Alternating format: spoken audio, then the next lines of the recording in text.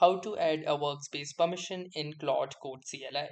So hey guys, welcome to this tutorial. In this tutorial, I'll guide you through the exact steps on how you can add your workspace permission in Claude Code CLI. So workspace permission is required in order to make Claude changes and access the files in any particular workspace in your local computer. So I'll show you how you can do this changes or add any permission if such permission does not exist. So in order to do this, the first thing that you will need to do is simply launch your Claude Code CLI in your system.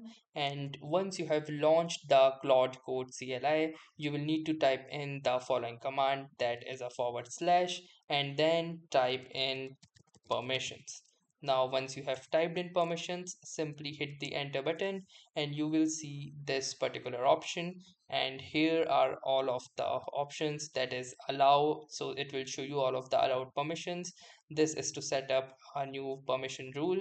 And here you will see all of the deny permissions. And here you will see all of the workspace permissions. So currently, as you can see, my Claude has this particular workspace permission. So this means that Claude can read files in this particular workspace and also make edits when auto accept edit is on.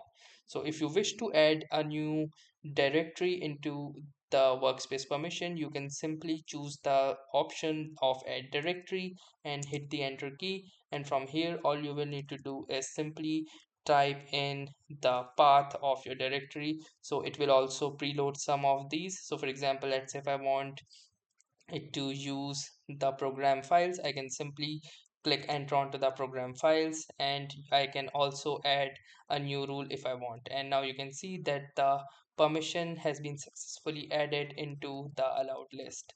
So that was all for this tutorial. Thanks for watching and have a nice day.